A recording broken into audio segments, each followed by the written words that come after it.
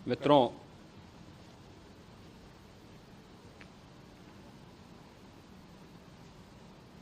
महाकुंभ प्रयागराज का आज मौनी अमावस्या का मुख्य स्नान है और कल सायंकाल 7 बजे से ही काफ़ी बड़ी संख्या में श्रद्धालुजन प्रयागराज पहुंच करके स्नान भी कर रहे थे और काफ़ी बड़ी संख्या में श्रद्धालुजन ब्रह्म मुहूर्त का भी इंतजार कर रहे थे। एक दुर्भाग्यपूर्ण हादसा इसी दौरान अखाड़ा मार्ग पर संगम के तट पर हुआ, जिसमें 90 से ज़्यादा लोग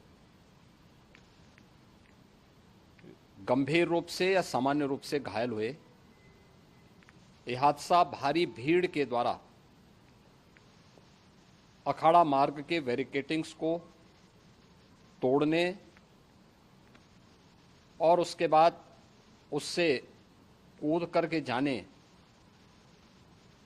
के कारण वहां पर हुआ है, जिसमें 30 के आसपास लोगों की दुखद मृत्यु हुई है। 36 घायलों का प्रयागराज में उपचार चल रहा है। शेष घायलों को उनके परिवार के सदस्य लेकर के चले गए हैं। घटना दुखद है, मर्माहत करने वाला है।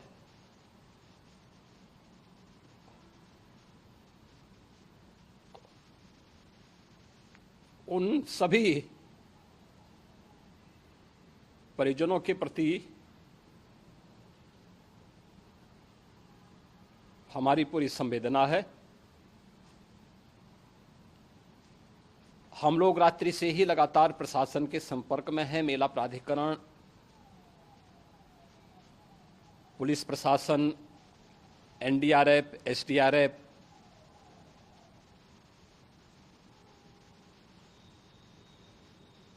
और भी अन्य जितने भी व्यवस्थाएं हो सकती थी उन सबको वहां पर तैनात किया गया है। परिणाम उसी का है कि हादसे के कुछ ही देर के बाद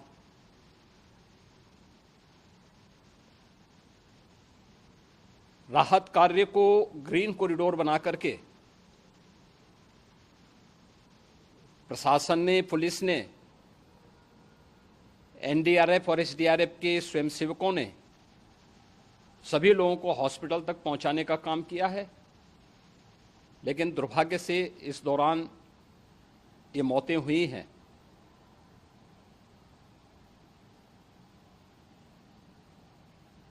स्वाभाविक रूप से इन सब मुद्दों पर प्रश्न उठना स्वाभाविक भी है।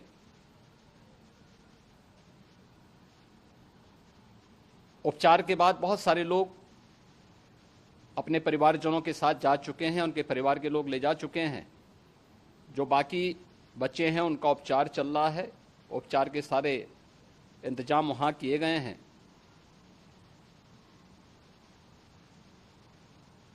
प्रेशर मौनी अमावस्या का ये मुख्य स्नान है महाकुंभ का, और बहुत ज़्यादा प्रेशर प्रयागराज में होने के कारण सभी प्रकार के मार्ग भी चौक थे। रात्रि से ही प्रशासन उन मार्गों को खुलवाने और स्थिति को सामान्य करने के लिए पूरी तत्परता के साथ लगा भी रहा।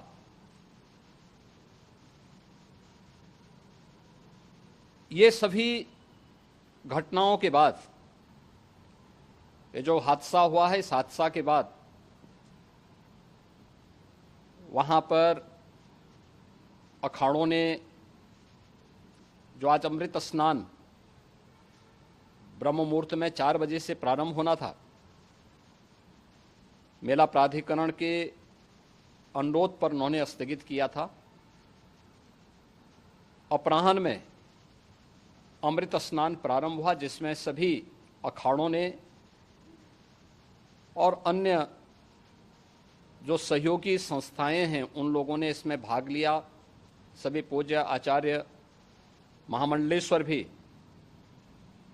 इस अमृत स्नान में भागीदार बने। प्रयागराज में आज 8 करोड़ से अधिक लोगों का, श्रद्धालुओं का दबाव था। यद्यपि अगल बगल के जनपदों में मिर्जापुर, भदोई, प्रतापगढ़, फतेहपुर, कौशाम्बी, इन सभी जनपदों में भी होर्डिंग एरिया बना करके काफी बड़े पैमाने पर श्रद्धालुओं जनों को रोका गया था, जिन्हें अमृत स्नान संपन्न होने के बाद सभी अखाड़े स्नान संपन्न कर चुके हैं। उसके बाद अब वहां से रिलीज किया गया है। इतना भारी दबाव ये पहली बार वहां पर देखने को मिला था, और जिसके बारे में हम लोगों ने पूरे इंतजाम करने के प्रयास भी किए गए थे। रेलवे स्टेशनों पर, चाहे वह झूसी हो, चाहे वह प्रयागराज सिटी हो, प्रयागराज हो, फाफामऊ हो, उन सभी पर लगातार दबाव बना रहा। रेलवे ने भी इस दौरान वहां के दबाव को ध्यान में रखते हुए मेला स्पेशल चलाई। रूटीन और मेला स्पेशल को मिलाकर के लगभग 300 से अधिक ट्रेन रेलवे के द्वारा अब तक चलाई जा चुकी हैं, और जिससे श्रद्धालु जनों को उनके गंतव्य तक पहुंचाया जा सके। उत्तर प्रदेश परिवहन निगम ने भी अपनी 8000 से अधिक बसेज श्रद्धालु जनों को उनके गंतव्य तक पहुंचाने के लिए लगाया हुआ है, और जिससे उन सबको सुरक्षित उनके घरों तक पहुंचाया जा सके। दिन भर स्मूथली, बहुत ही सुगमता के साथ पूरा स्नान इसके बाद हुआ है, जिसमें पूज्य शंकराचार्य, आचार्य महामंडलेश्वर, वरिष्ठ संतजन और सभी अखाड़ों ने इसमें पूरा सहयोग भी किया और पूरे कार्यक्रम को सकुशल संपन्न करने में अपना योगदान भी दिया है। ये सभी घटनाएं मर्माहत करने वाली भी हैं और एक सबक भी है, लेकिन हादसे के तह में भी जाने की आवश्यकता है, और इसी दिशा से सरकार ने भी तय किया है कि हम इसकी एक जुडिशियल इंक्वायरी भी करेंगे, क्योंकि कई बार रिव्यू होने के बाद स्थानीय स्तर पर हर प्रकार की सतर्कता के बाद आखिर कहां से ऐसे हादसे फिर भी होते हैं और हुए हैं। इसके लिए हम लोगों ने न्यायमूर्ति हर्ष कुमार के नेतृत्व में पूर्व डीजी श्री वीके गुप्ता और retired IAS Shri DK Singh, इन 3 सदस्यीय जुडिशियल कमीशन को भी इसके लिए गठित किया जा रहा है। इन सभी अन्य कार्यों के साथ साथ हम लोगों ने वहां की पूरी घटना पर आज पूरे दिन भर एक एक घटना को लेकर के मुख्यमंत्री का जो कंट्रोल रूम था, उस कंट्रोल रूम से भी, चीफ सेक्रेटरी के कंट्रोल रूम से भी, डीजीपी के कंट्रोल रूम से भी लगातार इन चीज़ों की मॉनिटरिंग की जाती रही।